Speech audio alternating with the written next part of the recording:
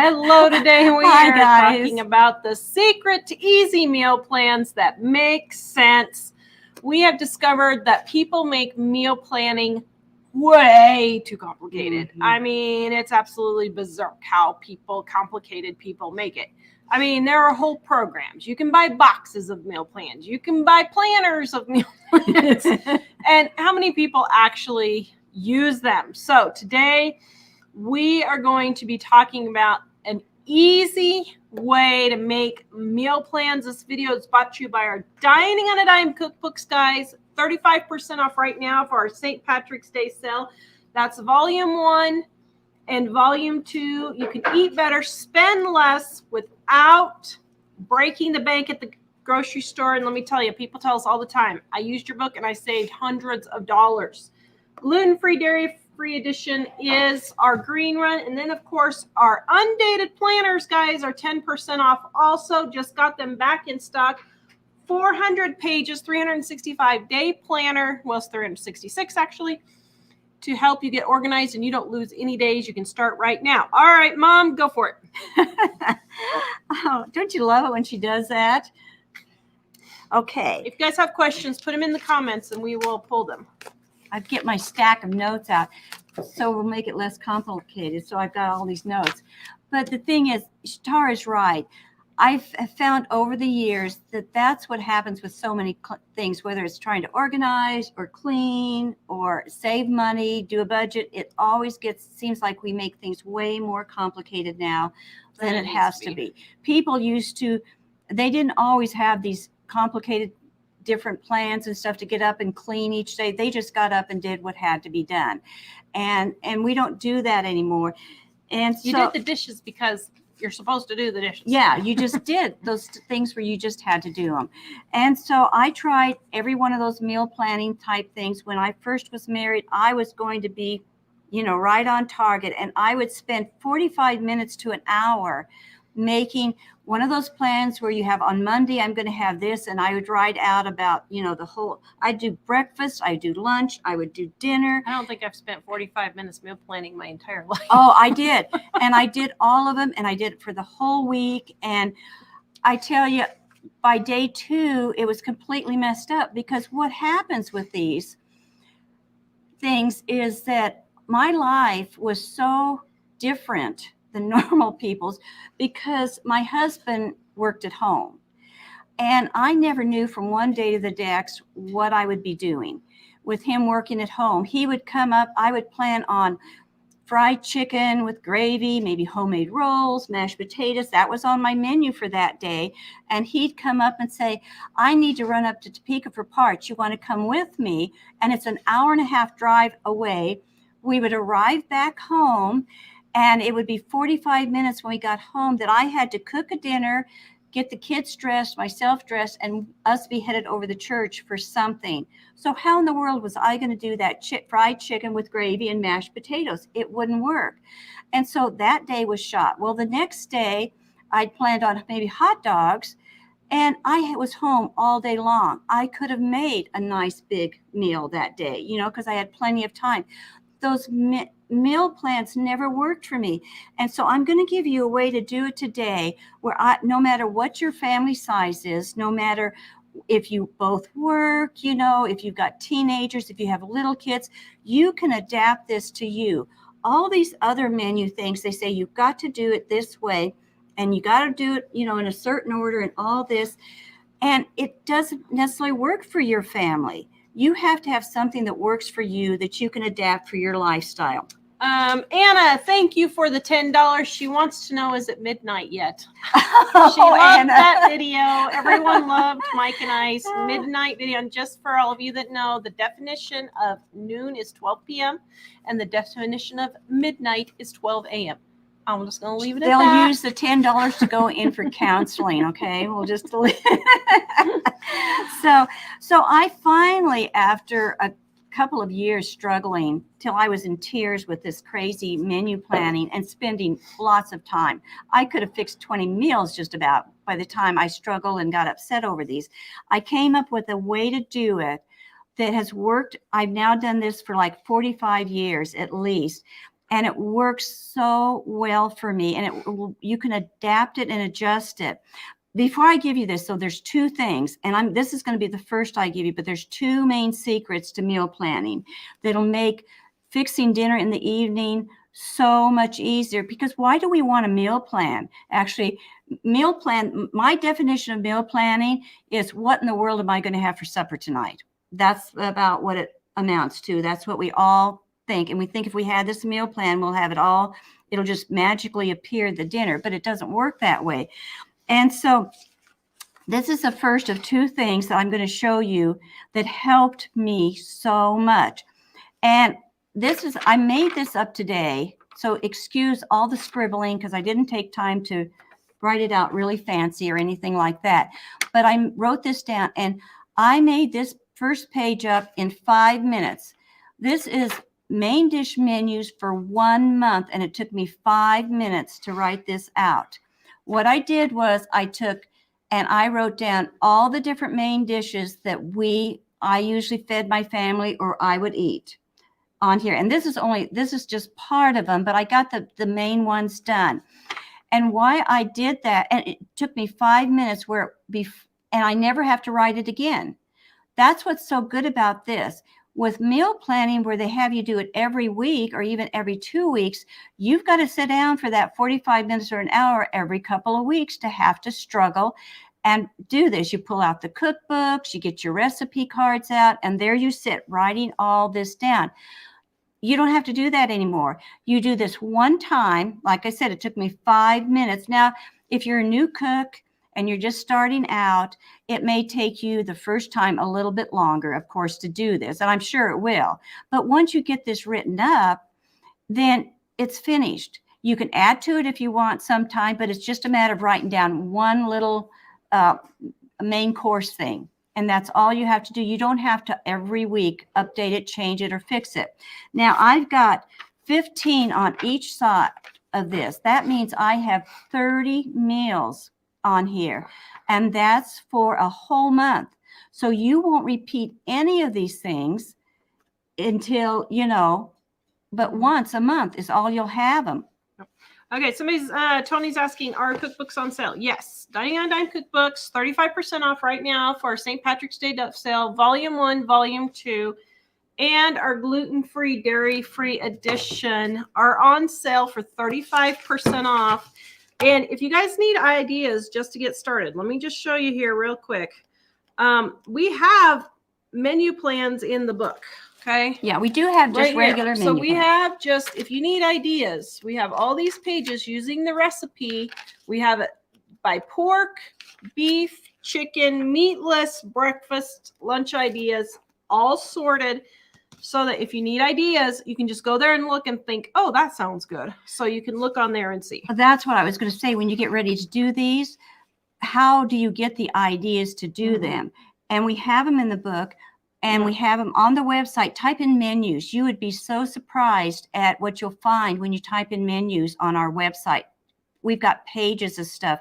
For about 2 years, at least 2 years, I did the newsletter, 2 newsletters every week, and I would put a menu on there, full-fledged menu with the recipes, and then also with tips that related to the recipes. So we've got all those all over. And so check out and go in there, and we've got the menus like Tari just showed you, but then go to the meat section and look at the meat section and just read down, and that'll give you some more ideas for main dishes and that type of thing, that if you have trouble thinking of stuff. So, because it's all right there, in the cookbook if you need it. Just a second. Esther says, what's the difference between Volume 1 and 2? So they're 2 cookbooks that can be used together, but they have totally separate recipes in the books. So Volume 1 is our first cookbook with all the basic recipes, and then Volume 2 is all the recipes we couldn't fit in the 600-page book of Volume 1. So they go together, but you can use them separately, and they are all different recipes, and you can get them in the description below. Yeah. And while we're talking about books real quick, it's off the subject a little bit. Easter's coming up and spring break.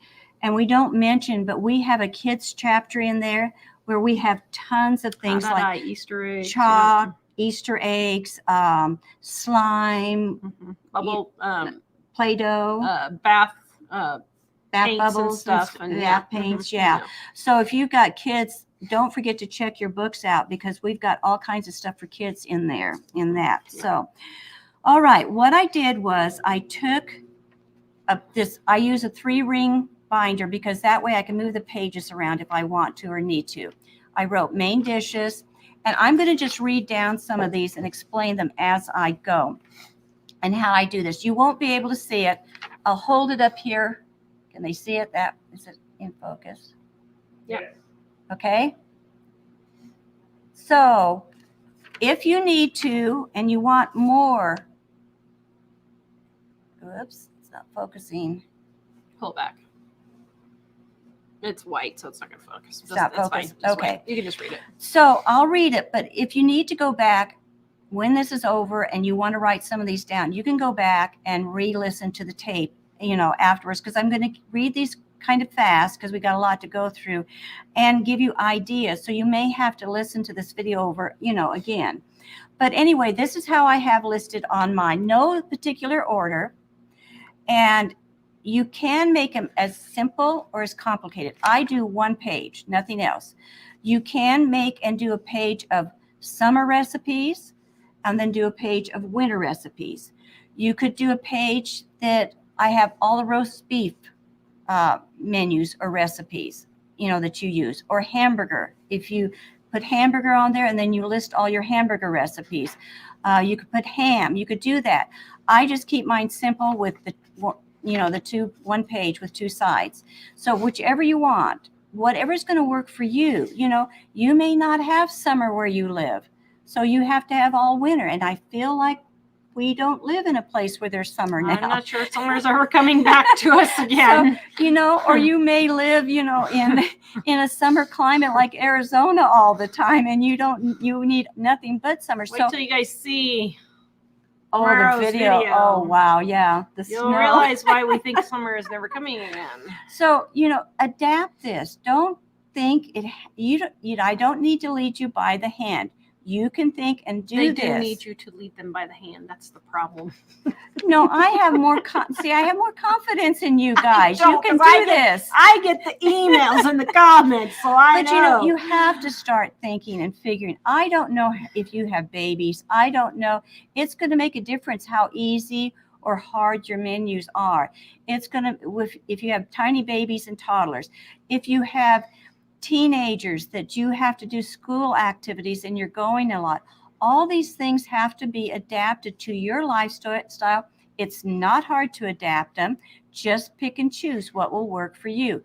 Now, before I start too, you're going to say, but I'm on a special diet. I'm gluten-free, I'm diabetic, I've got keto, I've got blah, blah, blah diet. Adapt it to your needs. You know what you can eat. I don't know what you can eat. You know what you can eat. So this is just a list. You write down here, what main dishes can you eat? What I did was, I do it the opposite way. Usually when you do menu planning, they have you plan for the future, for the week in advance. I want you to go backwards.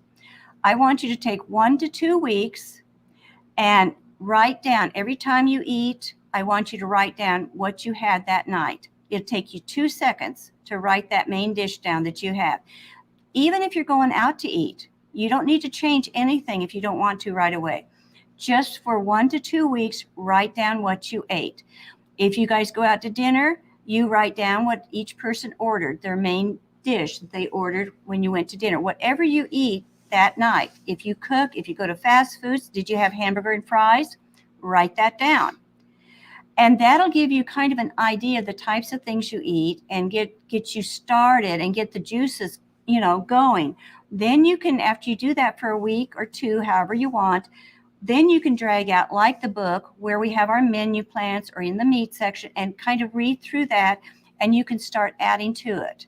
And you'll know more what your family needs and wants and likes to eat. For example, if you have toddlers, spaghetti would probably be a good one. With little kids, they love spaghetti usually. But that's not so good for the teenagers would rather frozen pizza would work much better for teens and for their lifestyle and your lifestyle with teens. So you just change all around. If you are diabetic or gluten-free, maybe neither one of those would work for you. But you could do a fruit platter in the summer, you know.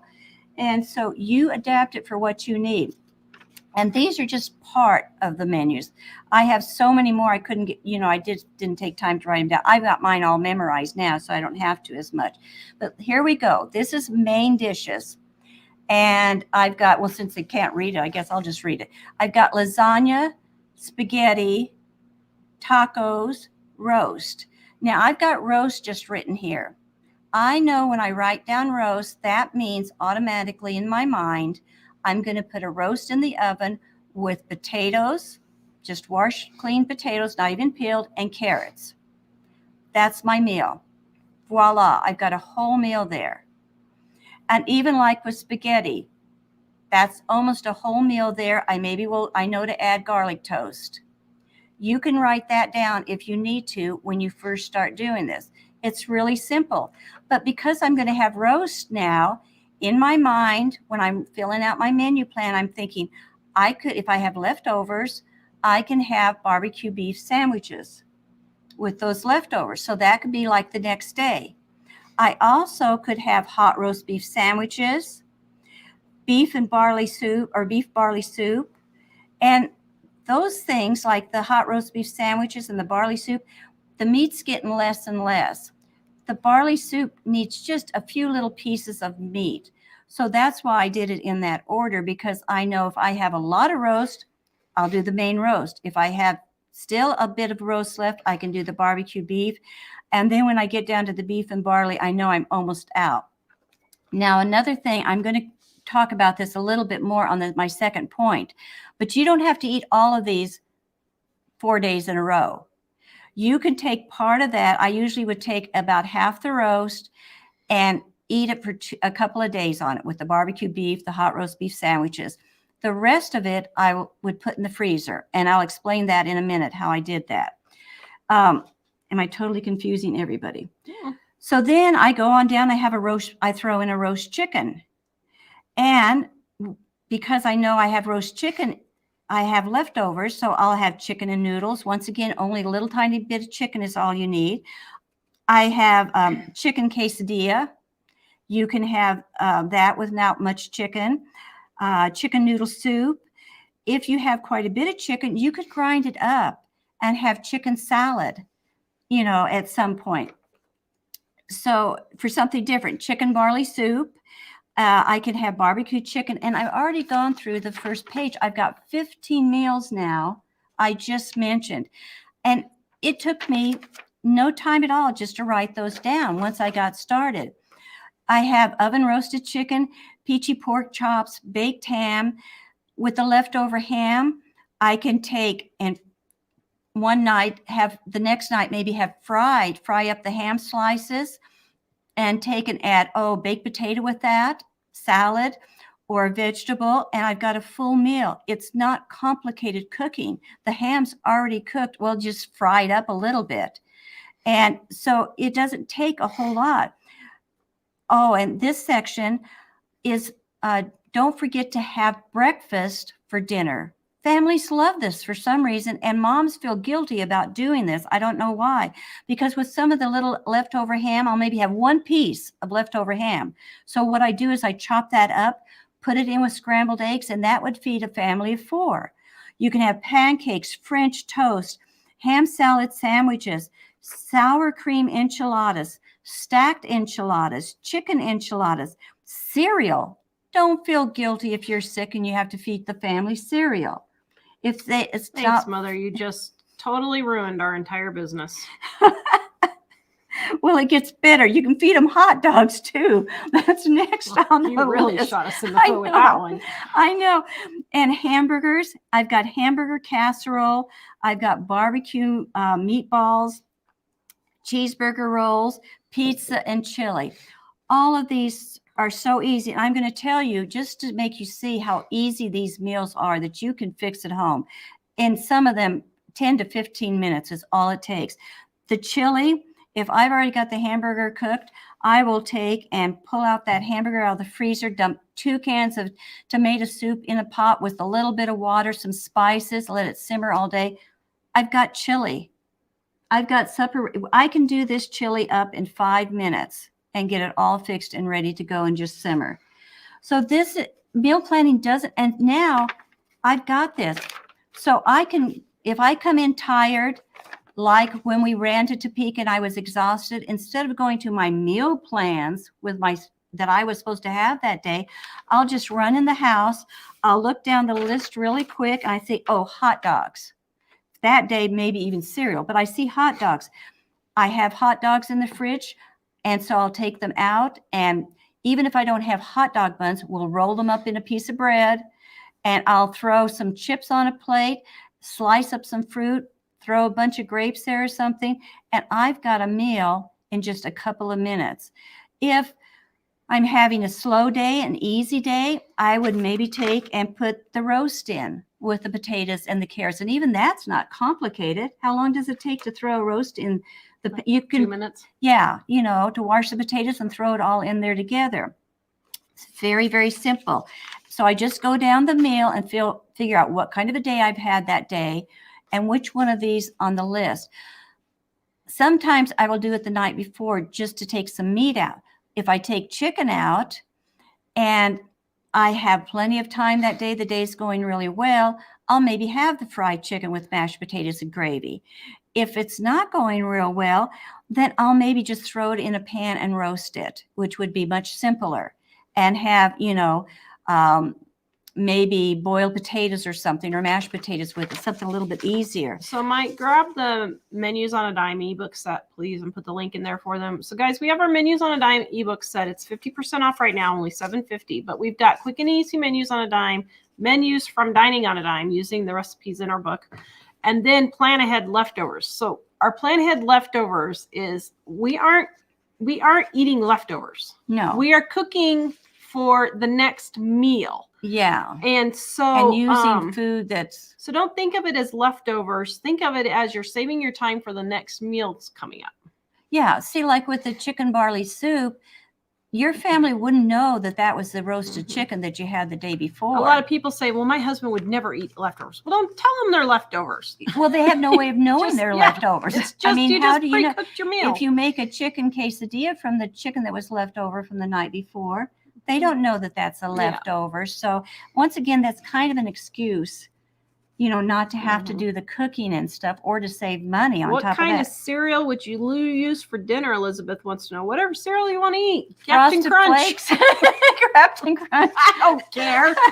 Rice Krispies. Whatever. Cheerios. You just use any. Don't make it No, it's just cereal that your kids eat younger kids would eat cereal. Older kids would eat cereal for 3 times a day if you'd let them.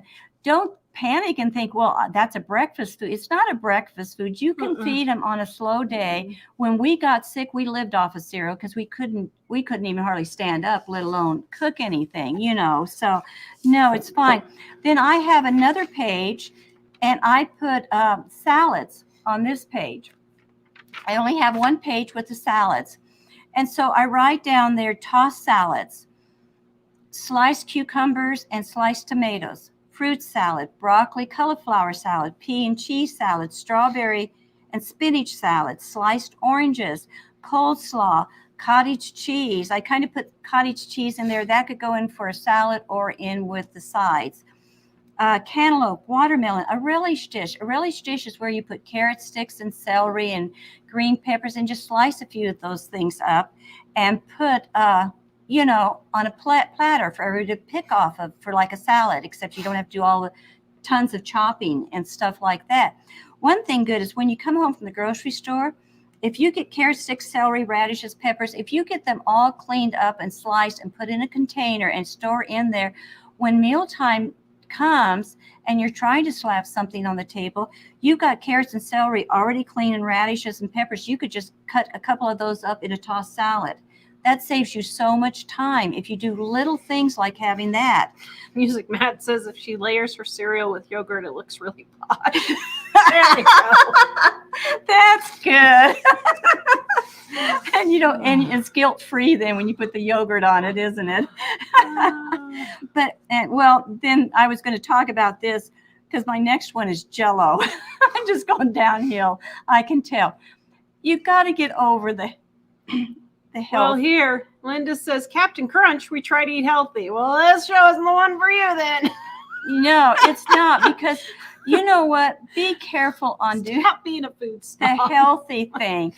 I mean, I don't know what's unhealthy about carrot sticks, celery, and radishes and peppers.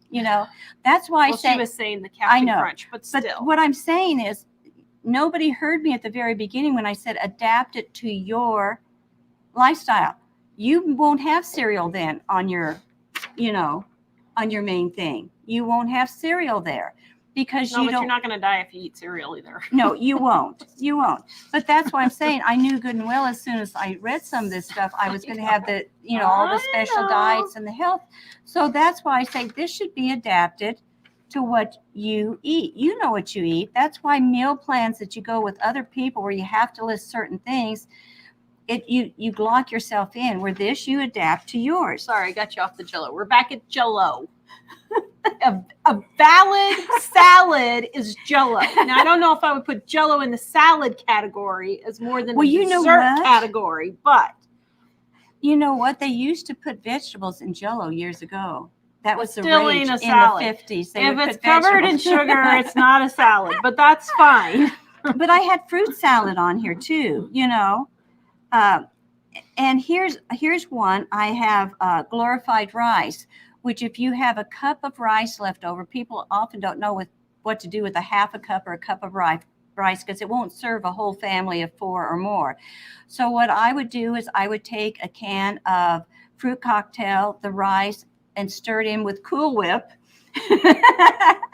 And you're using up the rice, but you've got the fruit in there too. I mean, I'm not sure what Cool Whip would do to you. It doesn't have hardly any calories. It's got lots of preservatives probably, but at my age, I need all the preservatives I can get. So I make sure most of my food has lots of preservatives. But then under salads, I've got canned fruit, which you can do fruit salads, and what I would do is this helps use your prepping food out of your pantry is how I keep that stuff rotated. I would take peaches.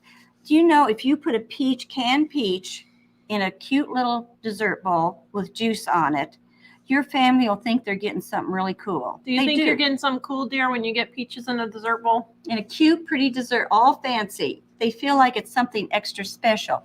But Jell-O. Mike said when he gets Jell-O in a bowl. Then he feels he's fancy. But you can, he feels he's good. Oh, that's pathetic. If he gets Jell-O, it's fancy. And he's married to a cookbook author. We're getting fancy when we have Jell-O around here.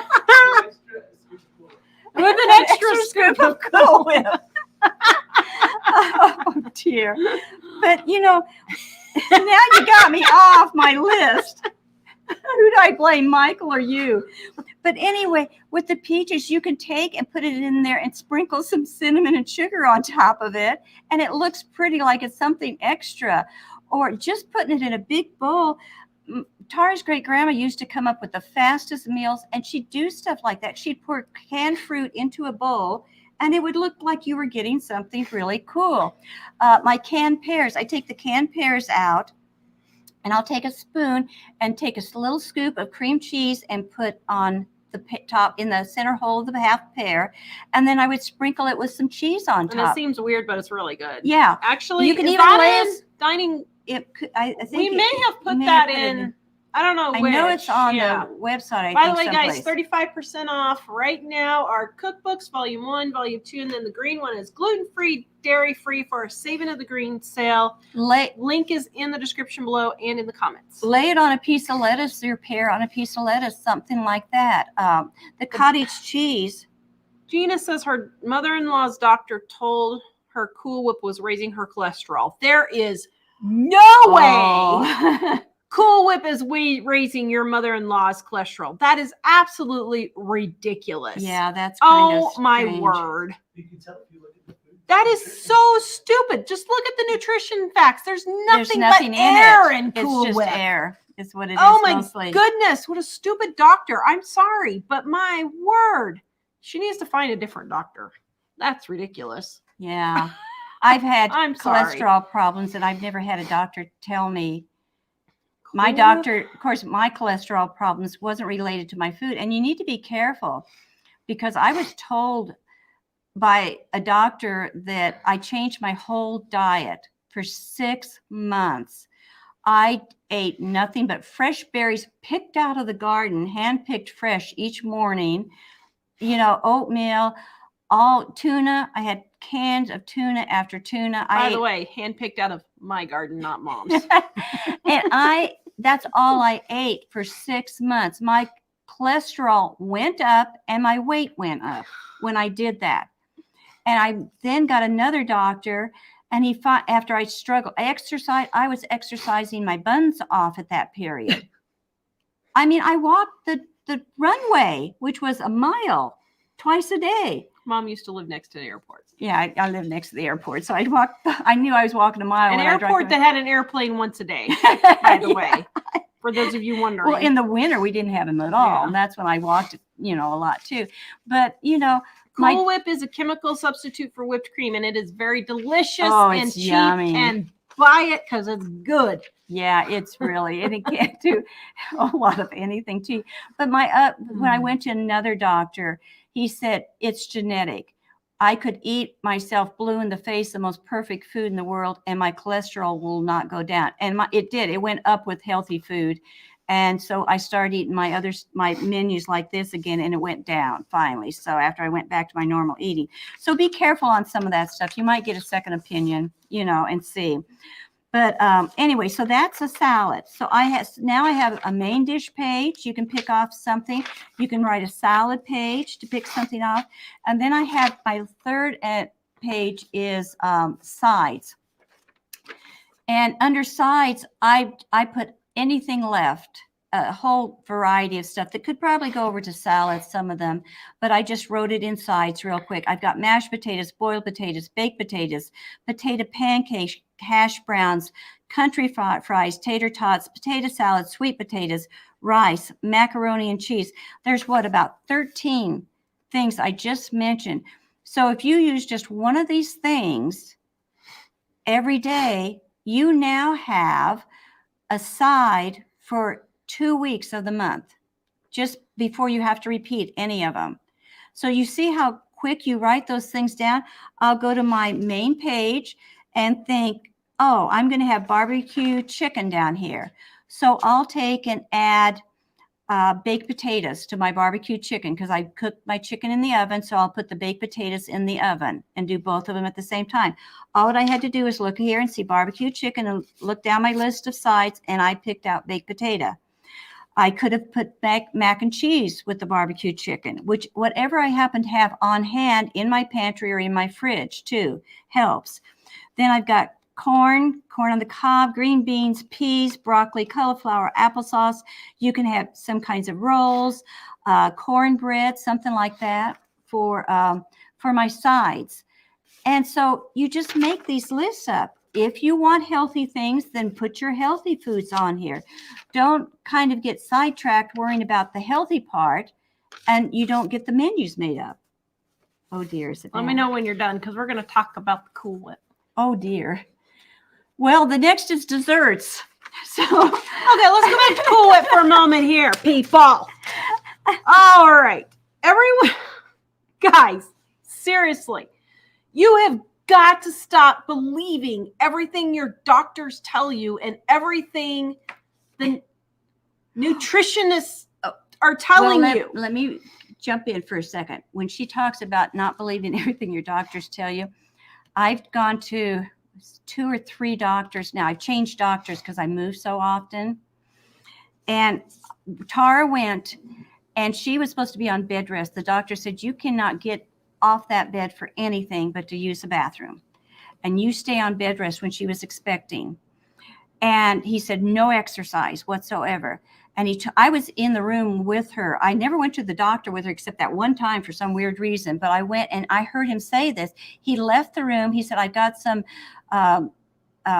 vitamins I want to give you to put you on. He left the room. He walked back, gave her the vitamins, and he proceeded to say, now, when you get home, you make sure you drink lots of water and you get lots of exercise.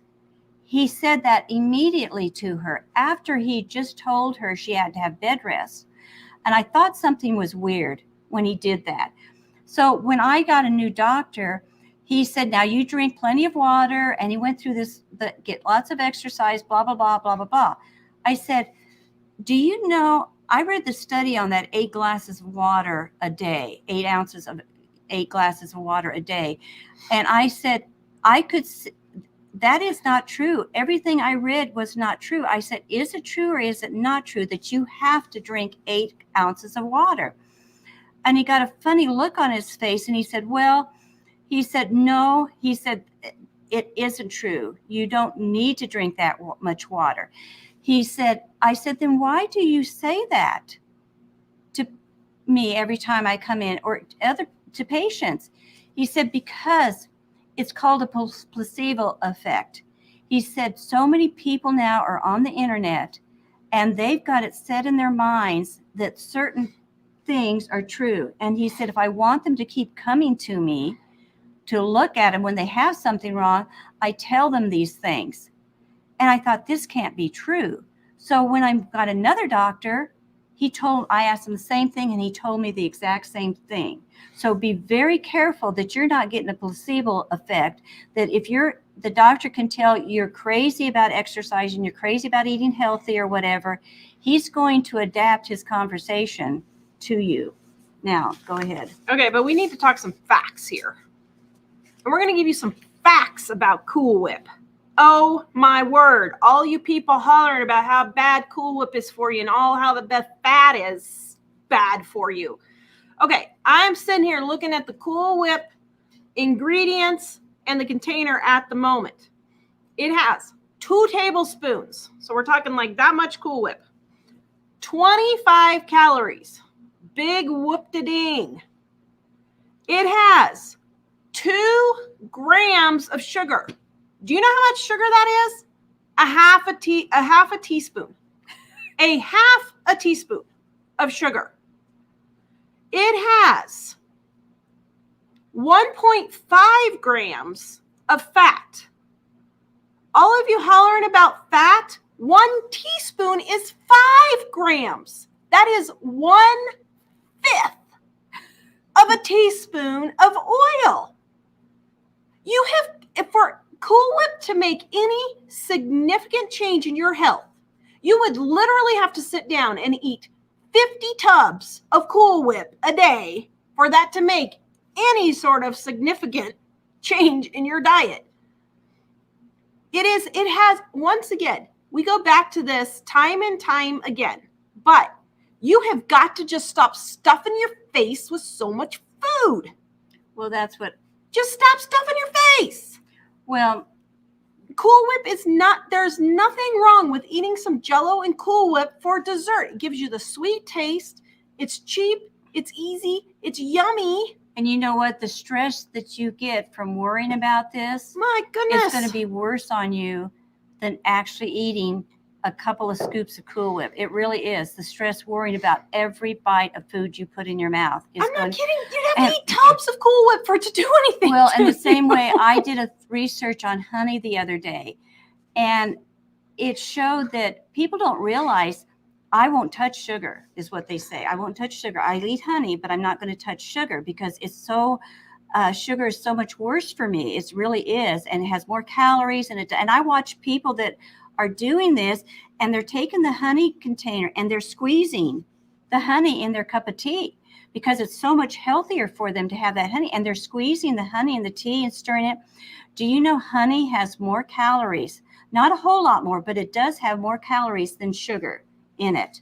Not only does it have more calories, a majority of the people, not everybody, But I'm talking a majority of the people go to Costco or the grocery store or even a health food store, and they buy their honey. Unless you buy that honey straight from the farmer that has the bees, people don't realize honey has been processed to some point by putting it in a container like that. When you buy it at the grocery store, it's been processed. And they said when they studied it, they found out that honey and sugar, when it's been processed, they're identical.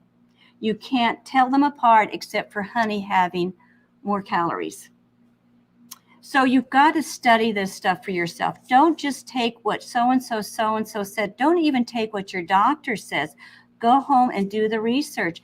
But you know, the other thing is, for something like Cool Whip, I mean, it gives you a tiny bit of pleasure maybe. And it is a proven fact. More people die from the stress in their lives. And I do enough stress in my life without adding to worry about every bite of food that goes in my mouth. Stop stuffing your face. Well, that's it. You know, people seriously. people think it's healthy, and everybody I know personally. Now, I don't know about you, but everybody I know personally, they think because it's healthy, they can eat a ton of it. And they allow their kids to eat a ton of it, and then they blame processed foods on making their kids obese. You're making the kids obese by stuffing them with so much healthy food. You've heard my story before where the mom was in line in front of me. She had given her kids like a bag of vegetable chips or something, a protein bar. They had a special drink thing. They had like 4 or 5 healthy. They all came off the healthy section of the store. I went back and looked, and they were really expensive. But then I looked at the calories, and they were heading home to eat dinner, and she'd given them all these. The calorie for the protein bar had more calories in it than my Hershey's candy bar. I'm sorry, just for a snack for your kids. So think about this food a little bit, what you're doing, and don't make it so complicated. Then just eat a chicken leg all the time if that's all you can eat, you know. But we always, I don't know why we want to make these things so, complicated. So we have an hour show on it. We already? No, I mean, yeah, we've been 45 minutes. We just spent 45 minutes on how to make it simple. 45 minutes on just my 5-minute list of what I was going to do. Yeah, I mean, sorry. Okay, go ahead to your next point. Guys, our cookbooks are on sale, 35% off right now, livingonadime.com. You can eat better, spend less. And no, it's not a bunch of junk food processed recipes. And no, we don't. We maybe have 3 or 4 recipes with cream soup mix, but no, we don't. Still, she shouldn't have to say that. You shouldn't even be commenting on that, because I said adapt it to your needs. Oh, simple, guys, simple life. Oh my goodness. He said he said criticize, but review YouTube grocery hauls. Oh, if I didn't know several of those people personally, I probably would, although I wouldn't care anyway. But yeah, could you imagine Mom and I doing some grocery haul reviews? Oh, I've seen some of those, and I'm like, you just spent $1,200 and you have $950 worth of junk food and fast food and snacks. Yeah. Or these pantry videos. Holy moly. I've been looking at kitchen and organizing videos for my new kitchen, and looking at how they're organizing their kitchen and their pantry foods types things. It's all a bunch of junk food and snacks. I mean, I'm not kidding. Like half their pantry is snacks. I was like, holy moly. Okay, but you know what? I want you guys to think about this. Both of these are extremes. I mean, they really are. You've got this extreme over here and this extreme over there. Try to come back to the center and be normal, everyday, average. Any extreme is wrong. I don't care what it was. If you're practicing either extreme. Paula says, dip that Hershey's candy bar in a tub of Cool Whip and call it dessert. In a tub of Cool Whip. Oh. But it's not like we sit and eat a tub of Cool Whip every day. What's a dollop of Cool Whip on a thing of Jell-O once every 2 weeks? You know what I mean? I mean, if I have a tub of Cool Whip, it stays in my freezer for ages, and I just keep using out of it a little bit. It's not like, that's why I say this is all balanced. If you just do this balanced out, you'll be fine. I don't know. I've lived this way, eating this stuff for years. I'm 71 years old. Grandma's 94, almost 95. Almost 95. My dad was 92, 3 or something when he died. My aunt was just about as old as what they are. This was the type of food people have eaten for years, and these people have lived long lives. And the thing is, things are starting to happen now since all the health kicks started up about 40 years ago, 30 years ago, something like that. And they've jumped on the bandwagon. This is kind of serious because I heard a gal the other day. She had cancer and she had to have a mastectomy. And she said, I've got one of the top cancer doctors in the country. And she said, I was so shocked because he told me that now they're starting to have more women come in with cancer, breast cancer, from running marathons. How do you get cancer from running a marathon? I'm not sure, but I've always wondered about your body parts, like even like your knees. People work out so hard. Now, I'm not saying you should never run a marathon, but I used to wonder when this started becoming in the big thing that people were going to run marathons, and they were doing all this. I thought, in 20 years, 30 years, these same people are going to have knee problems and back problems from the running and the jarring. You can't do things in excess. There's nothing wrong with exercising, getting a lot of walking, doing that type of thing. But you take anything and you start doing this stuff in the extreme, you're going to mess up things in your body a little bit, So whether you're eating healthy or non-healthy, you can't do either. You just keep happy medium. Do you want me to do desserts? Reeman Truth says $1,200. That's a root canal. Actually, it's not. Oh, we found out today, because we have to have an emergency one done tomorrow morning, that it is actually $3,500 for a root canal. So that's just for the first part. Yeah, the last one I 17 for the first part. That much, the second Michael. half is slightly more. So yeah. But do I do a dessert? Yes, go for the desserts, Mother. Okay. Well, after a few months of doing my 3 Jen lists, says, "Don't tell the Cool Whip police I have 12 tubs in my deep freezer." and I was going to say Easter's coming up. That's a good time to stock up on Cool Whip. We're gonna have a Cool Whip marathon. Oh. No, but you got to be careful. I feel bad because people are believing this stuff and they don't know any different. So you got to check it out, really. Yeah. Okay, so after I did the main dishes, the salads and all that for, a month or so, then I started a desserts page is what I did. Well, I only have 3 things on my dessert page. That's because I got tired of writing out the new ones after doing all of them. So I thought, well, I won't go all the way. You know what desserts you want, what you like and everything. But here's an example. I wanted to put this on here. When you have company or unexpected company come in, keep some dessert. You keep your dessert list here because you can get an idea from have some quick things that you can easily fix up and do for company. One of the things I like to do is in the summer, of course, you can keep fresh fruit and do just a fruit plate, or something like that. Getting the healthy in there first. But then what I do is I get a box of brownie mix and make it up, and I can cut it in squares, and I keep it frozen in the fridge, and a half a gallon of vanilla ice cream, and then keep some hot fudge or chocolate syrup, Hershey's syrup in. You can keep that on hand. If somebody calls up and says we're going to be there in 20, 30 minutes, then you can pull those brownies out, put a clump of dip of ice cream on it with a hot fudge, and you've got an instant dessert, a real easy. Or if you need a fast dessert for your family. Another thing, if company's coming and you don't have brownies, keep brownie mixes on hand. It takes about 3 ingredients to mix. You take the bowl, you throw the brownie mix in there with 3 other little ingredients. Take a whisk and whisk it up, pour it in the pan. It takes you 5 minutes or less to do up the brownies. Then by the time they arrive, the brownies are ready. You've got the ice cream in the freezer, and you can do that. And the house smells good. They think you've been baking all day, you know, preparing for them or whatever. So keep a few desserts like that and write down, like I've got strawberry with angel food cake. I've got a really good recipe for that. That you can keep of a simple, easy dessert in the freezer. Those are summer desserts you can have, you know, and then you could have different winter desserts to add to this list.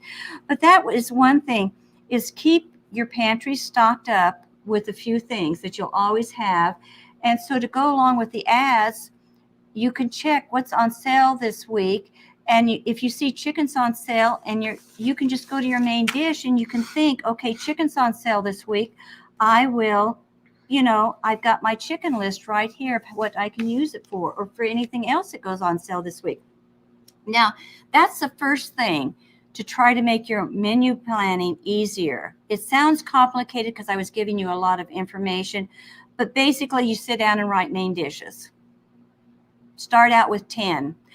Most families like the same 10 meals over and over. You've heard of comfort food? That's what these 10 meals are. How many people have you heard said, I remember going to Grandma's house every Sunday and we had roast with roast potatoes and carrots. Every Sunday after church, I'd go to Grandma's with fond memories. They love remembering she gave it to them every Sunday. They didn't get tired of it. If you have to feed your family the same 10 meals, they won't mind. If you think about it, if you only have 10 meals on here, you're only serving that meal to them 3 times a month. So it's not that they're going to get bored with this stuff. You know, we think we need to go through Pinterest and every cookbook we own and find all these fancy, elaborate stuff and spend half a day in the kitchen. You don't. My dad, he always asked my mom to make him a fried bologna sandwich. He loved fried bologna. That's what his mom always fixed. It was fried bologna.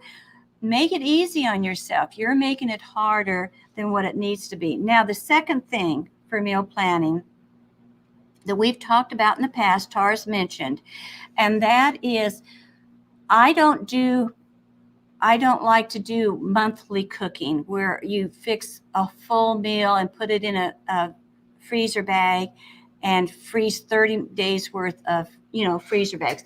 If you like doing that, this is for what you want to do. If you like doing that, go for it and do it. I have nothing against it.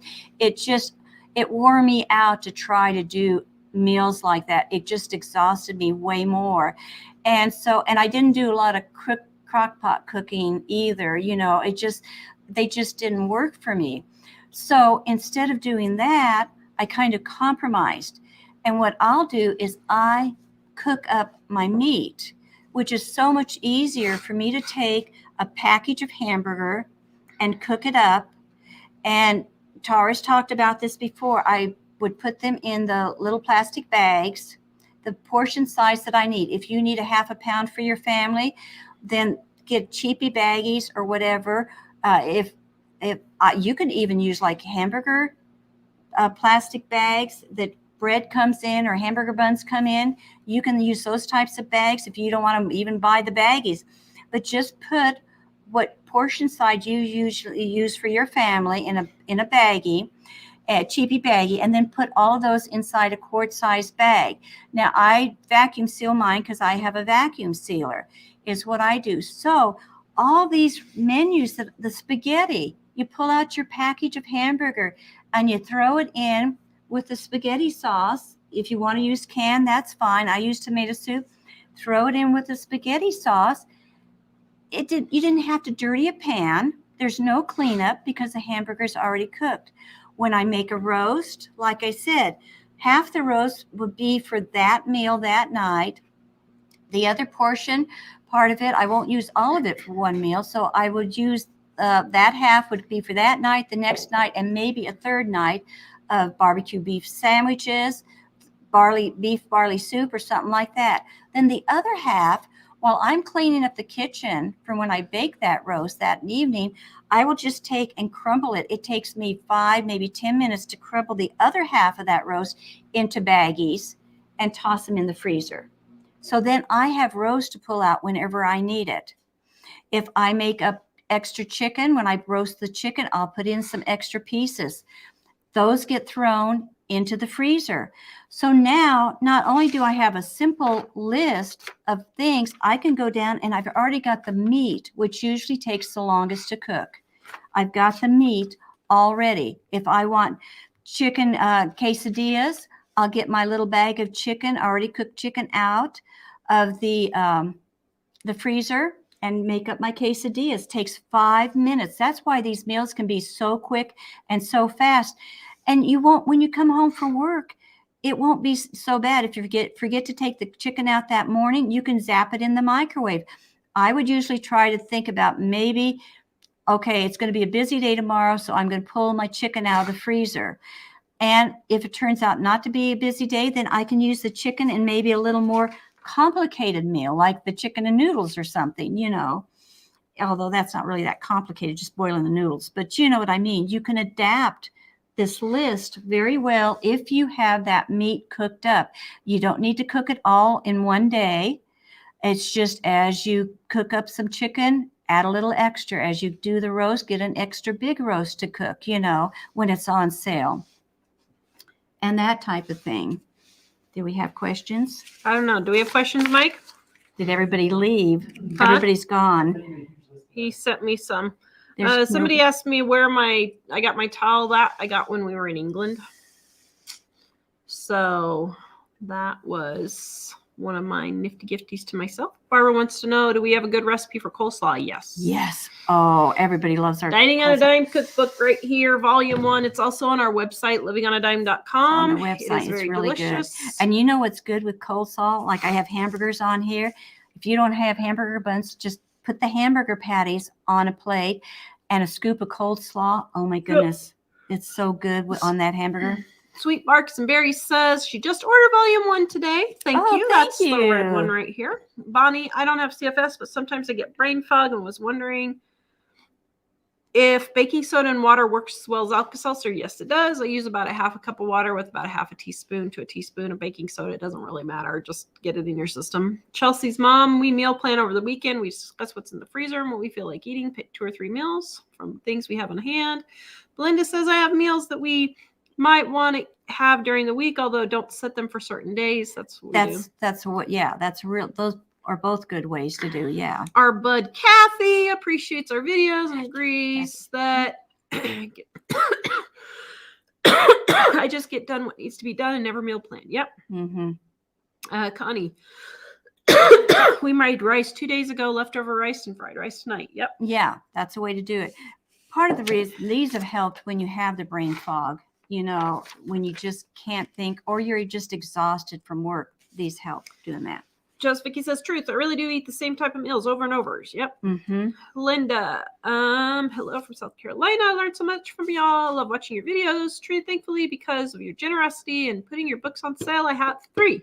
Oh, cute. Yeah, they're on sale right now, guys, for St. Patrick's Day sale. It's 35% off and 50% off our ebooks. We have our menus ebook. Michael put the link in there for you, but we have a 3 ebook set of our menus on a dime, just $7.50 right now. And go grab it, and it'll give you a ton of menus ideas. And don't forget to type in menus on the website too. You'll have we even have, I think, a menu shopping list free one on there, don't we? The website is livingonadime.com. Living on a Dime, yeah. Ellen, when is the next cookbook coming out? It's probably not. I think I'll be dead before the next cookbook comes out. But we have a lot of, like if you go to our ebooks, we've got chicken menus. We've got 105 menus for something else. So we've got a lot of other ebooks on there. Guys, we have over 54 ebooks. So yeah, so we've written a lot of stuff, these tips and ideas that we've given you. We've written them down in ebooks and put them in there. Sandy, the recipes are easy and you don't need special ingredients. Yes. Thank you. Yes. Make sure. Yes. Missy, is this paint on your hands? Yes. I've been painting today. Mary, making honey baked chicken now. Yum. Livingonadime.com, and our volume 1 is where you can get that recipe. Belinda, I love you being able to help serve and share the gospel to others who might need to, or she loves being able to help and serve and share the gospel with others who need to purchase affordable groceries for themselves or their families. It's been a real blessing. Very good. Shay, we went to the check meat prices and ended up saving $20 on steaks and stuck them in the freezer. Wow, that's a good deal. She's going to save them for our anniversary dinner. Very good. Good. Music Mad. It's been a while. Hello. Yes, it has. Yeah. She had a water pipe burst. I am so glad you got it all sorted out. Oh my goodness, what a mess. That's awful. The Ruck Farm. Did I miss telling what dishwasher cleaner is that harming your appliances? It's not a dishwasher cleaner, it's just a cleaner, but actually that video is coming out in a few days. Tony, thanks. Just ordered book 1 and 2. Thank you very much. She has $4, 4 daughters, and she will give one to each of them. Oh yeah. Let's see. Cook's Granny, I love your channel. God bless you. Thank you. She's in North Carolina. Belinda, the Southerners on tonight. Love the way of meal planning, Jill. Oh, thank you. Cat Lover says, I write what we eat in our planner, then look back to see. Yeah. So if you guys. Yeah, that's the same type of thing. So if you have our planner. So if you have our planner, we just write it down right here. And then you can just look back and see. And then at the beginning of our planner, which by the way, guys, our planners are 10% off right now, livingonadime.com. We got a special deal on them. But at the beginning of our planner here, we have a section for you to put your meal plans right there. And you can just write them all out and then just put them on the day that you want to eat, whatever you want to eat. Single Guy Simple Life says barbecue pork if you use pork roast. Yes. Yes. Katie says, you ladies are amazing. I've cut my grocery bill by 75%. Wow. Oh, you're amazing. Cookbooks and following our advice. Something. Life is less stressful and meals are more satisfying. Wow, Mike, you need to pull that one for the sales page. That is good because I like what she said. Life is less stressful. And that's what this is all about. More as much as saving money, at least as much. People don't realize the stress they're adding to their lives doing some of this stuff. Okay, let's see. What do you make with leftover brisket? Oh my goodness. Just freeze it and eat it later as brisket. Yeah, brisket. I just sandwiches and you can put it on taco shells. Barbecue it. Well, I mean, she's saying it's already barbecued. Oh, it's already barbecued. So I'm thinking if it's leftover, it would already be barbecued, I would assume. Not all that. They don't always, I don't think, barbecue. Well, how else do you cook brisket? I've had it just plain. Oh, I've only had it barbecued. Okay. Well, just put it in taco shells, like corn tortillas, flour tortillas. I don't know for sure, but I don't know why you couldn't use it just in place of some of the roast recipes. I would say like brisket and noodles. Just use it like beef and noodles. You could make it with brisket noodles instead. So, Barbara says, I need a good recipe for pulled beef and pulled chicken and a good tasting barbecue sauce. Well, our barbecue sauce in volume 1, Dining on a Dime, my grandma's barbecue sauce is really, really good. The barbecue meatballs. Just use the sauce. Use that sauce. That is the best barbecue sauce ever. It's really good. It's on our website. If you guys have done that barbecue sauce, pop in and let her know whether you like it or not. It's on the website. Nancy, we had pancakes and sausage the other day. Very good. Oh, Karen, yes. Excellent advice. I'm single and found it difficult to meal plan. Yep. Belinda, we're having hot dogs tomorrow. So there you go. Good going, Belinda. Debbie. Oh, here's a recipe for hot dogs too. You don't have to just have hot dogs. We loved frying up. I chopped up hot dogs, sliced them, and fry them up, and then fry them up with scrambled eggs. The way you add ham or something to scrambled eggs, you can add hot dogs to scrambled eggs too, and that's really yummy. Ruck Farm, we try to have soup every Sunday. Yep, it's very easy. Yep. Pat That's says not much of a husband if they won't eat leftovers. I'm sorry, that husband will be having some words from me. Thank you for eating leftovers, dear. I appreciate it. Mike's really good about eating leftovers. Millie. Maybe you shouldn't eat so many. Pat says, I love Cheerios and mashed up raspberries, excuse me. Belinda, tonight's dinner's butter chicken and rice. Cooked it up yesterday. Was cooking a bunch of rice. Very good. Oh, yeah. If you put banana in cereal, then it's healthy. Yeah. That's good. Yeah, that's good. Jessica, love watching you two together. The advice is always great. Thank you. But if you think about it, cereal actually, I was looking at my cereal boxes. They have more nutrients in them than anything I've ever seen. You look at the side. You don't even have to take vitamins if you eat cereal every day. There's so much vitamins and stuff added to cereal. You add your milk to it and a banana. I mean, what is not healthy about eating the cereal, you know? Oh, Mother, you just opened a can of worms. Oh, dear. I'm sorry. Laura, when our large print Bible is going to be back? We just got them in stock, so it'll be a week or so and we'll get them up. Linda, fried rice is very good for using leftover rice. Yes. Cat, always have lettuce ready to make a salad. Yep. Mandy, breakfast for supper is so good. Yes. Yes. Linda does not know what Cool Whip is. Google it. It's just whipped cream. It's just fake whipped cream is what it is. Yeah. Cream, yeah. Peg, I was tired last night, so I had cereal tonight. Yep. Sarah puts cream cheese and pears in Jell-O. Yep. Oh, isn't that good? I love those together. Yeah. Naomi says you're very well preserved. Thank you. I'm not sure how to take that, but there you go. Thank you. Shannon says, I think pudding with a dollop of whipped cream is fancy. Oh, yeah. Fancy. Let's see. Nancy says, look at the Easy Mousse recipe Tara shows in one of her videos. It's a box of instant pudding, milk, and Cool Whip. Yep. It's 2-3 ingredient chocolate mousse. Barbara loves breakfast for dinner, especially for your pancakes. Best pancake recipe ever. Thank you. Elizabeth, sometimes I freeze the leftovers and use it the second week to make a different meal. Yep, that's what we do. Karen, I do breakfast for supper on Wednesdays so she can watch us. Oh, that's sweet. Mary, roast, mashed potatoes for dinner, the next day burrito for breakfast. Yeah. Yeah. That's good. We usually eat roast and tortillas like burritos. Sandy, can't wait to get my Dining on a Dime cookbook. It's supposed to arrive Thursday, guys. 35% off. Our sale ends Thursday. Elizabeth, you give so many tips and are also entertaining. Yay, I'm glad. Tanya says, don't mess with Tara and her Cool Whip. Actually, I don't have this love affair with Cool Whip, believe it or not. I hardly ever eat it.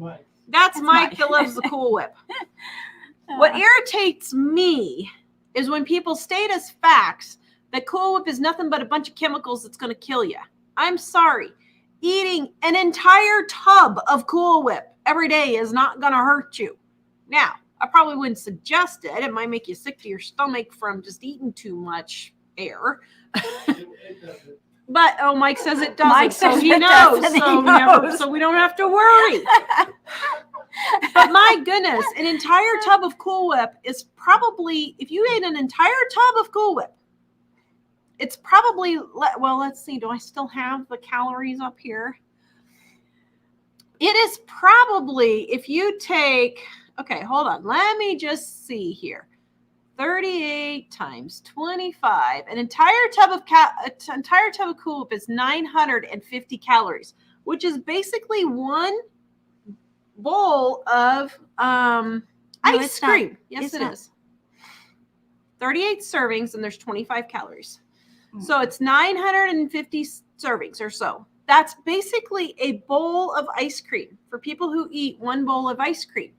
And so that's where I get irritated, is when people just don't actually look at the facts and they just start blowing unhealthy stuff out of nowhere for nothing. So you have to really look this stuff up, because even if you've seen it on the internet, you just, or you're even with your doctor, like I said, I've gotten more weird advice sometimes from doctors that CR says life is short, past the blue bill. It's like, my goodness. Anna, totally agree with you. Stress, not worrying about it. I know. Just stop worrying about it. You're literally worrying yourself into an early grave. That's what concerns me and most. Eating yourself into an early grave.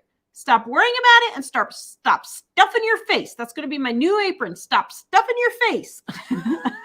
But people are so stressed with it. And I know this is maybe getting too spiritually minded, but Satan came to kill, steal, and destroy, and he's trying to kill us.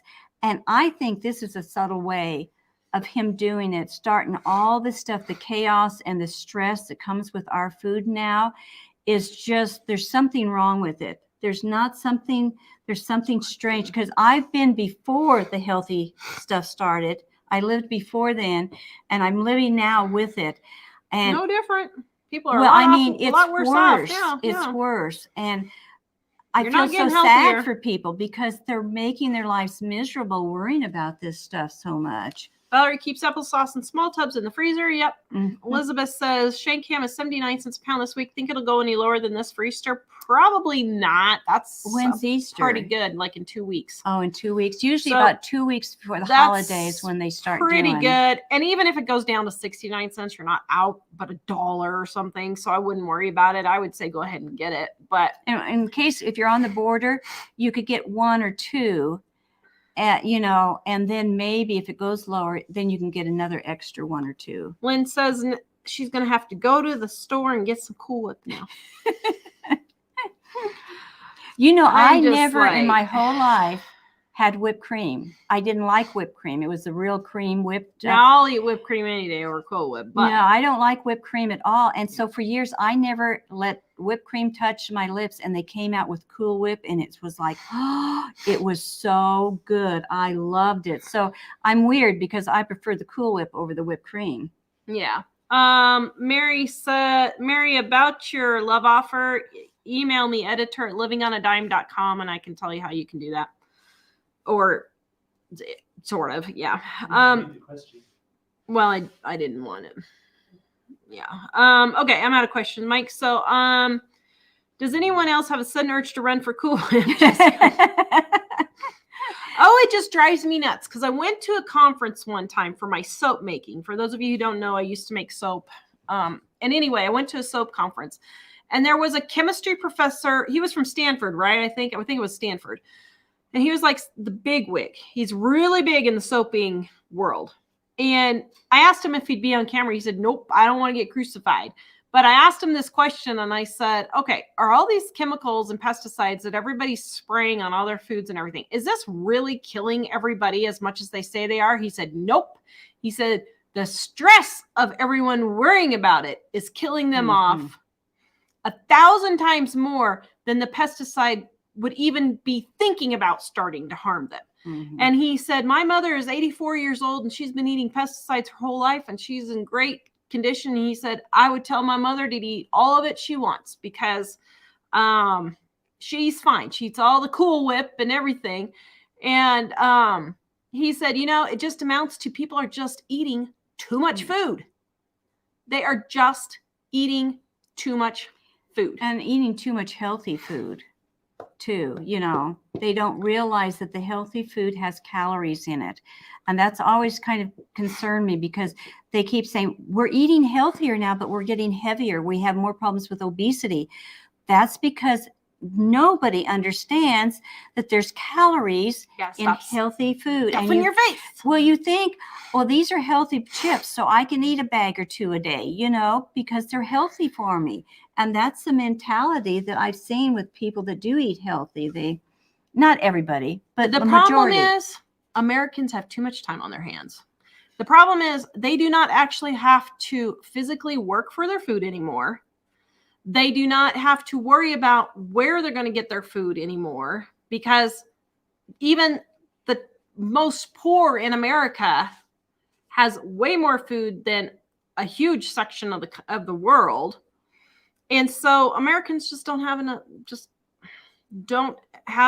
they just have way too much time on their hands is what it boils down to. Denise, I made all kinds. I just made regular lye soap. I mean, every kind under the sun. She made the fancy stuff. I've got like 300 pounds sitting in my house. I should put it up for sale, I guess, because I'm like, what are we going to do with all this soap? Our families already used. Actually, I love it. I was using it to clean my paintbrushes today. And I was like, my goodness, this is darn good soap. And it was really good. As a matter of fact, I was thinking about washing my dishes with it. I saw the dumbest thing the other day. They had a bar of soap with a little all-natural brush. And I was like, oh my goodness, are you kidding me? They're selling this for $25. It was a brush and a bar of my soap. And don't be throwing bottles of soap away, which is fine. I get that. That does create a lot of trash. And I'm like, wait a minute. I'm just going to get my brush and start doing it on my soap. My soap is really good. And I mean, all my viewers will tell you because I still have people begging for my soap. You can use soap like that to do dishes. They used to use it for That's dishes, taking it back and everything. The only thing you have to be a little bit careful. It's more slick, I think, when you use it to do dishes, that you Yeah. don't drop them. Cat lover, email me and I'll send you some lavender soap. Let's see. Did Mike send me next comments or questions, dear? Sent you 2. Did you get it? Okay. Oh, it came in. Okay. My computer just must be really delayed here. I don't know what the deal is. It's possessed. It's possessed. The Emily channel says we're having baked chicken legs and seasoned broccoli for dinner. Yes, keep it simple. See how simple? That's a really I do that all the delicious time. meal. It's I really, throw some chicken drumsticks or thighs in a pan, sprinkle some seasoned salt right here, homemade, literally 2 cents, no packets of nothing, no sauces of nothing. Throw it in the oven, let it bake for 45 minutes or so. I cook some broccoli, I add some applesauce, add some rice or mashed potatoes, and dinner's done. I mean, literally, I am not exaggerating, guys. I hate cooking. I like gardening and all this other stuff. And by the time dinner comes around, I'm so exhausted, I don't feel like cooking. So I literally spend 5 to 15 minutes in the kitchen. and that reminds me when she says she loves gardening. Some of you may be new cooks. A lot of you think, I just don't know how to cook. I can't cook. I never learned how, or I can't. Don't be too hard on yourself. Take some of these simple recipes Just that we've got start. on the website or if you've got our book, and just start practicing. Pick 5 meals or 5 recipes and practice them, because everybody has certain gifts. You know, there's going to be some people are going to be these die for, cooks or gardeners, or sew. Some people can sew really well. And that I'm not as good a gardener as what Tara. Tara doesn't sew as well as I can. And so Tara doesn't sew at all. but you know how to. She knows I know how to. Yeah. And that's the point I'm trying to make. You don't need to be an expert at this, as long as you get the ability and learn how to do it. And don't worry if you're not that good right now and think, I'll never cook like grandma. Grandma has 40 years experience on you. Trust me, if you keep at it, you will probably cook just as well as grandma does when you get to be grandma's age. So don't get discouraged. Just take simple steps. Like I said, I have 2 pages of stuff written here. Even if you write 5 things down and start doing it, it's a start, to start doing it. Start with something. Hello, Kimmy. Tony says my house is pasta, meatball, sausage every Sunday. Well, whoever wants to come, that's what we have. Yeah. Mm-hmm. And we're getting ready, hopefully once our kitchen's done in August. But we're going to try and start inviting more people over. And I'm thinking, okay, what easy meals can I do? Well, I could make baked potatoes and have a baked potato bar and just throw those in the oven. They're cooking all day and just set out. Sour cream, cheese. I mean, just make it super simple. People are just making this stuff way more complicated than it needs to be. Mandy, 10 meals is plenty, and who cares if they get bored? Too picky. Exactly. Mm-hmm. But you'd be surprised. They really don't. They just don't get bored with it. Because like I said, even if you serve it, it's every 10 days. It's only 3 times a month. Yeah. When I make a meal, I double the amount and put that in the freezer for another meal. Our family is small, so usually that meal will be the next day. Yep. Mm-hmm. Blend and marinate meats and put them in the freezer to make dinner. Yep. There you go. Mm-hmm. We have 9 kids, and I would love to get your recipes adapt well for large families. Linda, yes, I had 5 kids at one point, and I used the same. I mean, you just double it, just like you do for every other recipe. Misty, I hate the flavor of leftover chicken. Any tips?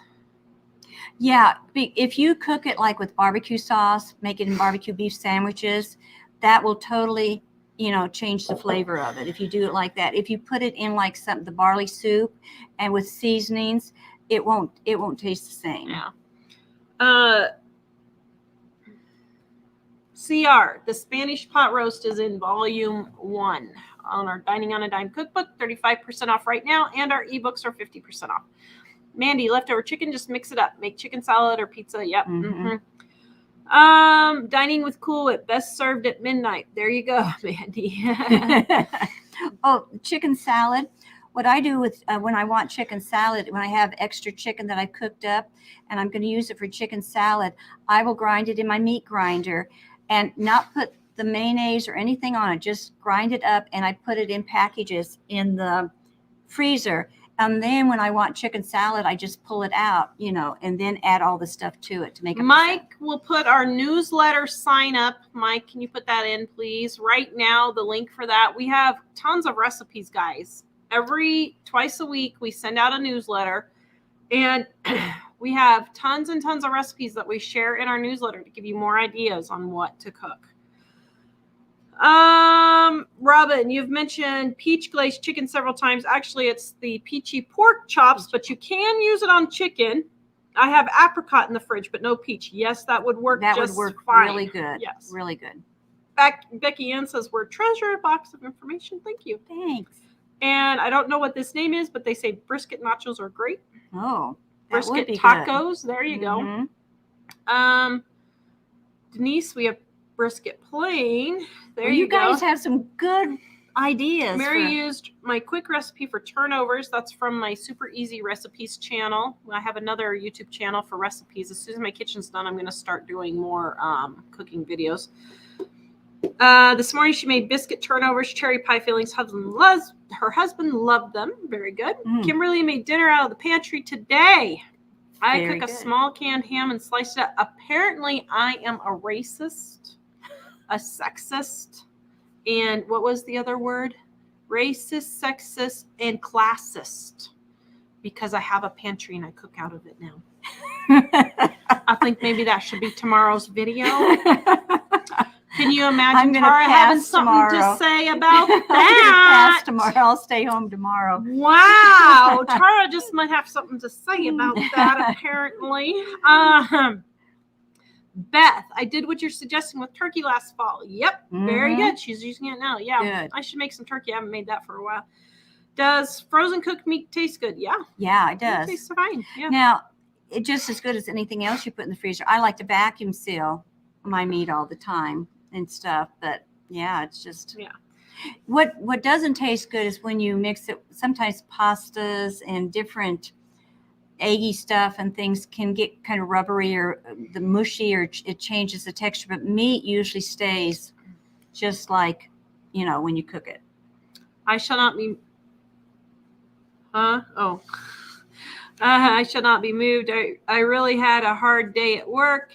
Your cheery smiles make me feel so much better. Yay! Oh, I'm glad I had thank a hard day at work too as a mother.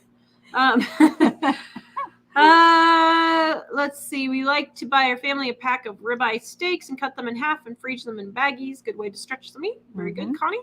Elizabeth, going to do barbecue meatballs tomorrow. Yes, those are very delicious. Those are so good. Do we have a corn dog recipe? I don't think we have a corn dog recipe. That's one of the ones that we don't have. We might have it on the. I put it in menus on the how to make corn dogs. But it's really simple. All what you do is you mix up cornbread, and don't bake cornbread batter. Yeah, the cornbread batter. Just mix that up. Cornbread. You take the hot dog and stick it on some kind of a stick. Roll it or fork. Roll it in flour. Usually a stick if you're going to bake them. Roll it in flour, and then you deep fat fry them. Just roll it, why have you do it in the flour, roll the hot dog in the flour first, is because the batter sticks better to the hot dog. And you can cut them in half if you don't want the whole big hot dog on there, whatever you want.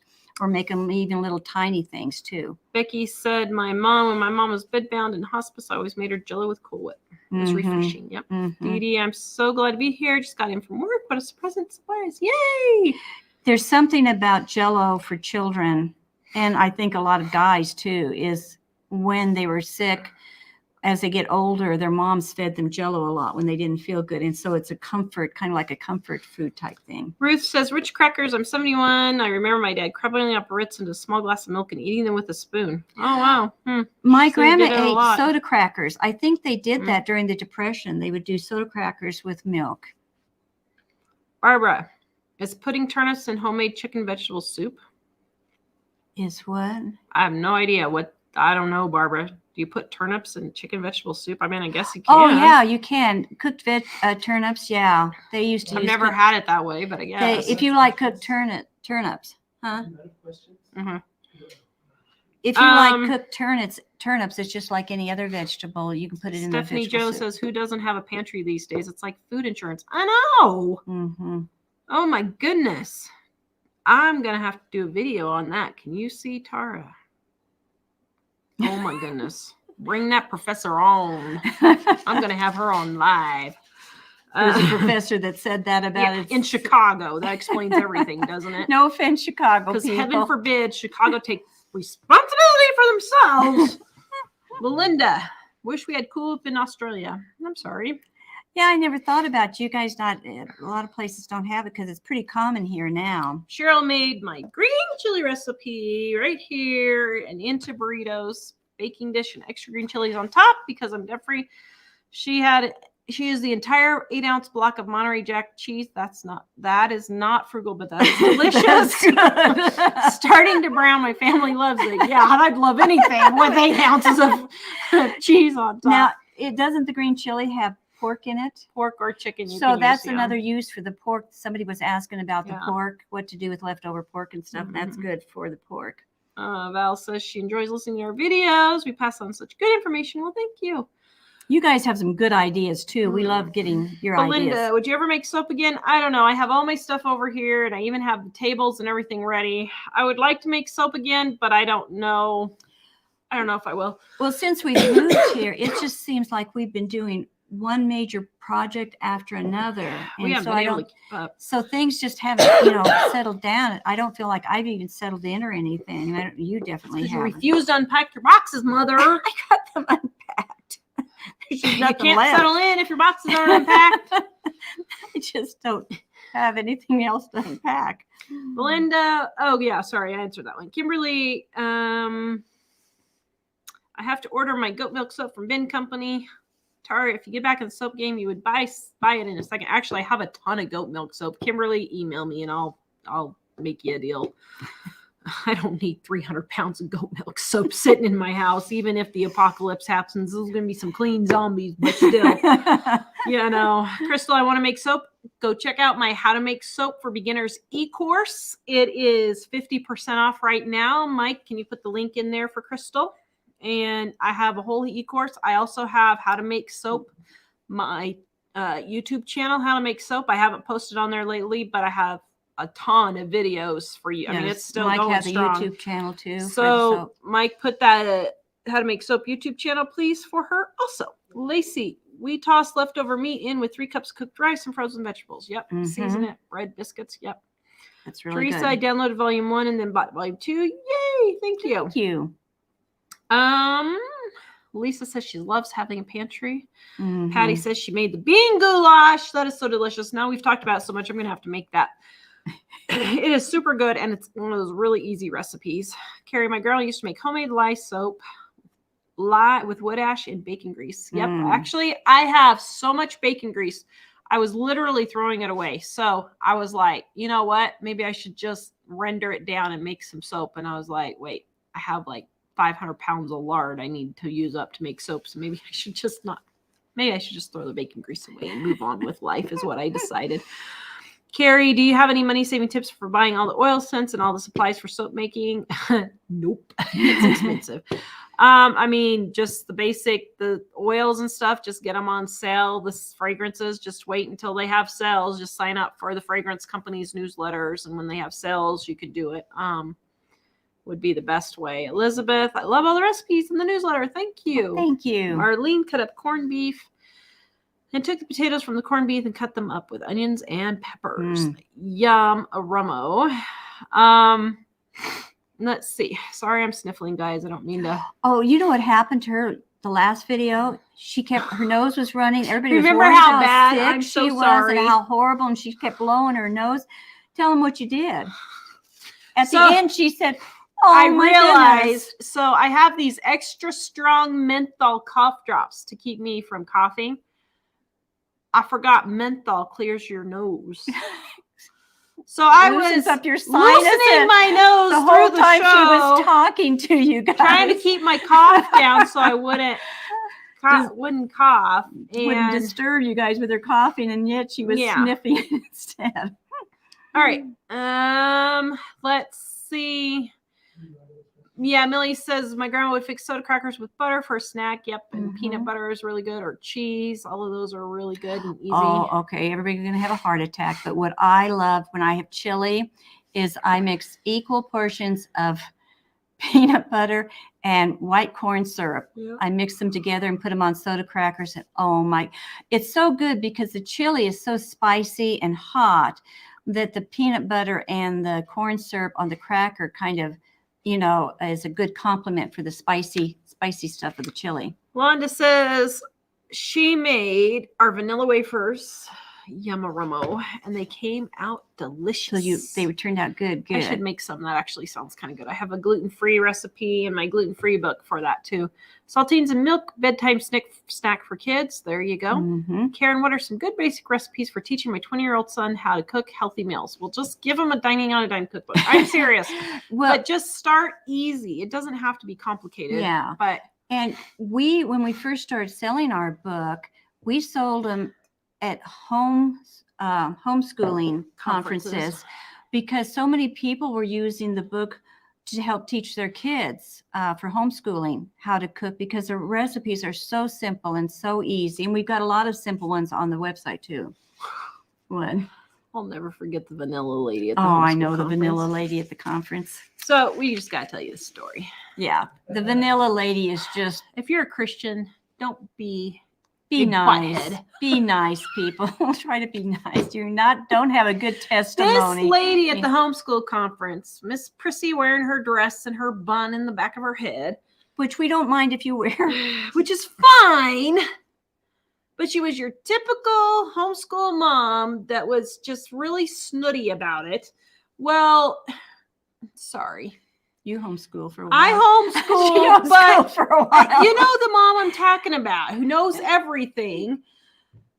We had our cookbook open to the vanilla recipe, which uses vodka. You can't make vanilla without alcohol. People don't realize all You can't make vanilla vanilla without has alcohol. alcohol in it. And she, oh my goodness, she reamed us up one side down She the was screaming other. bloody murder. How Everybody was, Dare we promote alcohol use and call ourselves Christians. and call ourselves Christians at a homeschool conference? I mean, she was just making a fool of herself. Everybody stopped and was looking, and I was just like, lady, I'm the one. and then her daughter, while she was screaming at us, was totally destroying our booth, dumping our books all over, wiping knocking everything. We had this beautiful display. We'd worked hours to get our table all really, well, like the back of here, hours we put in getting everything so perfect. She was knocking things off, and the daughter was just going like a banshee all over the table,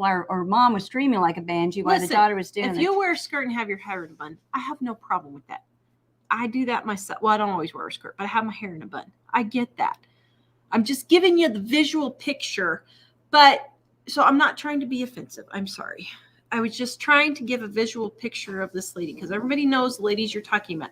And they've been homeschooling for 30 years, and they have 15 rooms of curriculum. And heaven forbid you don't homeschool their way, because you know what I mean? It was that kind of a person. And you were just like, lady, really? It's vanilla.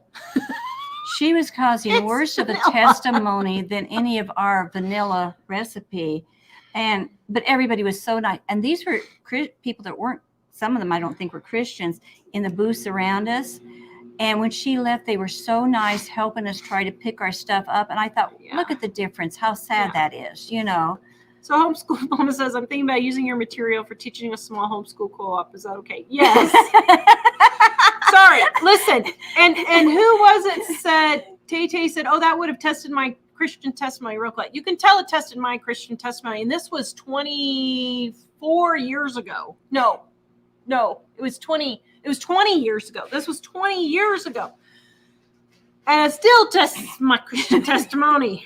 I have not forgiven fully yet, as you can tell. Because I was just like, you've got to be kidding me. I think what upset me more is when somebody calls himself a Christian, they do so much more damage than, it's just horrible. It's just horrible. So yes, please feel free to use our books and materials for a homeschool co-op. We promote those fully. But yeah, they did like them because the recipes are, they were, a lot of people use them for their kids because they're easy. or, well, this was another thing, wasn't it? Wasn't it her 20-something son that she was wanting the book for? Yeah. What surprised us when we first started selling this book is more young men, teenage boys and 20-something boys loved cooking in there. And I haven't ever totally figured out why they like that so much. I don't know. We have basic like macaroni and cheese or the pizza, maybe that's why they like, the types of foods that we put in there. It's not Julia Child type food or anything. What are you laughing at? I just, okay. I'm just gathering myself, having the Holy Spirit work through me to calm myself down. Barbara, Tara, do you buy Walmart's Equate menthol cough drops? I do, except that these are the Vicks ones, and they actually have more menthol in them. And I bought them because last cold, what was it, 6 weeks ago or whatever, 6 or 8 weeks ago. I'm not kidding. I think since we have moved to Wyoming, I think we have been here little over 18 months, like what, 20 months? I think we have maybe been 2 months of the 20 months we've been here. I don't know what is going on. It has nothing to do with the weather or anything. It's just like we have been sick ever since we moved here. And I've gone 8 years and hadn't even had a cold, flu, nothing. And I've been sick constantly here. So it doesn't make sense because like the people aren't like chronically sick here. And I mean, a lot of people keep telling me they're sick, but it's not like. Yeah, and like I'm home most of the time, so it's not I'm out among crowds or anything, or like schools like Jack is and stuff. Wendy wants to know which is better, beeswax or shea butter for skincare. I would say shea butter. Beeswax is a wax, so it puts a coating, so it won't let anything absorb, and so shea butter is more moisturizing. But if I were you, I would use something more like almond oil. I think is even more moisturizing if that's what you're wanting. And one thing, a dermatologist said not too long ago that if you're having trouble with your lips being chapped over and over again, and you keep putting chapstick on, and you have to use it more and more, you might be careful because the ingredients in there could be chapping your lips. And beeswax, people can be not allergic to, but sensitive to or something to the beeswax, and it causes their lips to get chapped. Also, coconut oil. People, oh my goodness, people recommend coconut oil all the time. No, coconut oil is actually drying. It is not moisturizing. It is drying. I learned that from my soap chemistry. And I wondered about that because I tried some and I thought this stuff is not helping. Coconut oil is actually drying. It is not moisturizing. I have found the best moisturizing that I have found is avocado oil. Did I say almond oil before? I meant avocado oil, if that's what I said. Hello, Eric and Ashley. How are you guys? We haven't heard from you for so long. Lucy, made your meatloaf, but leftovers in the spaghetti sauce. Yes, that's a great way to do it. Good way to use them. Belinda, thanks for the explanations on different ingredients you get in the USA. We don't get out of the USA. Yes. Somebody asked, what is grape jelly? I didn't know they didn't have grape jelly in other countries. All it is grape juice cooked down with pectin to thicken it, and that's what our grape jelly is. Isn't it similar to jam? It's jam, but jelly. So the difference between jam and jelly is just the juice from the fruit, and jam is the fruit and the juice together. So that's the difference. Mm-hmm. Amazing Grace Rant says, I've used her recipe books to teach her daughter in homeschooling for years. And if you have a bun, good to know. I hope I did not insult you. I am so sorry if I insulted you. I wasn't. We wear I am buns. sorry, we guys. Do wear you buns. can see today. She has today almost is fun. an almost fun day. I was just trying to give you a visual of this lady because you guys all know who I'm talking about. There's one at every homeschool conference, and you're just like, sorry. Homeschooling's got on my nerves too. School in general's got on my nerves. I only have 3 years left, and I'm so happy. Well, 3 to 4. We don't know yet. Somewhere around there. Mary says she loves our simple recipes. Thank you, Mary. I am so glad. Linda says good old Vaseline. Yes, actually Vaseline is very good moisturizer. It's highly, my brother's gone to a couple of dermatologists and that's what they recommend. My doctor, I was having trouble with bacitracin ointment, getting infected with that and having a reaction. And my doctor said, just good old Vaseline, try doing Vaseline on it. Linda says, I think we might need to make us some grape jelly as we live in Australia. Oh yeah, it's really It's all it easy. is. It's just grape juice. You can add extra sugar if you want, if it's not sweet enough.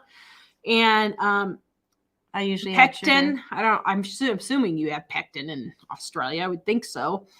And that's all you do. It should be really easy to yeah. Google a grape jelly recipe.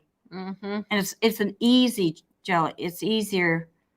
Oh, it's pretty easy recipe to make. Yeah. Teresa bought our gluten-free cookbook for her daughter who had to change her diet because her new grandson is allergic to dairy and gluten. Yes. Oh. All of my kids had milk issues.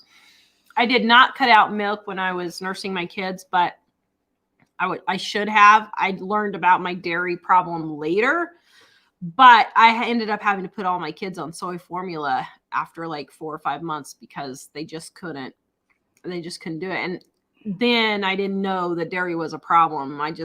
So anyway, yeah. But Dee Dee, Tara, it seems like since that thing going around has hit everyone is complaining about not feeling well. Yeah, it seems like you may be right. I'm thinking that's part of it too. It's like our body's just well, it's like our chronic fatigue. It was like a virus, and we have horrible virus type symptoms all the time, all our life. And I think that stuff was the same way. It's going to have lingering years probably of stuff. Is pectin the same as gelatin? No. Pectin and gelatin are not the same thing. So pectin comes from green apples. I don't know how they make the synthetic version of it, but if you have green apples, you can just mix your grape juice with apple juice squeezed from green apples or made from green apples. And it thickens, gels it. But it's not gelatin. Yeah, it's not gelatin, but it's...